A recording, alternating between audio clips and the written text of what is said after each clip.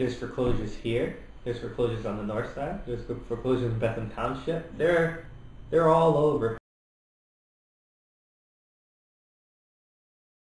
There's this thing called PMI, and it stands for Private Mortgage Insurance. This is where lenders charge homeowners, such as if you were buying a house, they'll charge you this private mortgage insurance. And this is not an insurance like for the house. This is an insurance provider for the lender. So if I'm Bank of America, you're paying insurance for me that you'll pay me. So if you don't pay me, the private mortgage insurance company will end up paying me, and then the private mortgage insurance company will foreclose on that house. Now, since this whole crisis, these private mortgage insurance companies went out of business. There's a lot of problems, with that. But now, FHA is the big thing. That stands for Federal Housing Authority. Most people are getting FHA loans, meaning that you can go through Bank of America, Chase, whatever bank you want to get an FHA loan, but it's backed, meaning it's guaranteed by the Federal Housing Authority. You're only allowed one loan at a time. So if you do foreclose on it, the government takes the house and they'll sell it, but they'll pay Bank of America. So Bank of America really doesn't have any risk to that. There's a website called hooksmanhome.com, and they handle all the FHA foreclosures. Now, if it was a conventional loan, it goes through homepath.com, which is a little bit different now. Fannie Mae.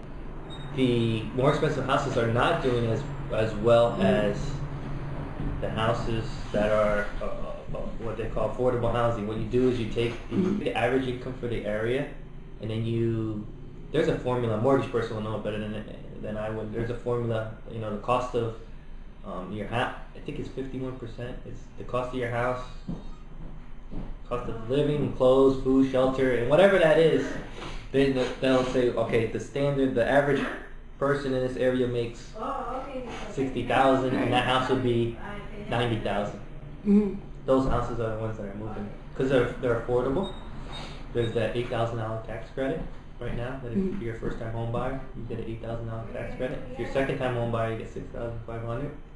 So people that were renting are now purchasing because of that tax credit. It's like a stigma because it affects the entire neighborhood. Mm-hmm. Because appraisers need to give the bank who order these appraisals the whole scope of the area, so they want to know that if that house is similar, if that house is similar, they want to know that it's been sold and how much it's been sold for. Mm-hmm. Then you have to prove to a buyer too. They're going to say, well, that house foreclosed.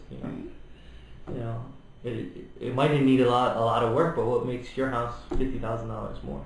It's unfortunate because there's people that bought 2 years ago that made it, just for round numbers, they might have bought it for $100, and now today can only sell it for $80. Yeah. And that's the situation that we're in. Mm-hmm. And it is because of the foreclosures. Because if you think about it, you have a house here and the same house on the block, they didn't pay, and the bank just wants to get rid of it. They might just let it go for 70, or they might have to let it go for 50 because it's in really bad shape. Mm-hmm. Well, that takes, now your house might be beautiful. You paid $100 for it. Now you only can sell it for 80 because this house sold for 50. Because now you have to prove to that buyer what makes your house $50,000 more than this house. But a foreclosure is a foreclosure.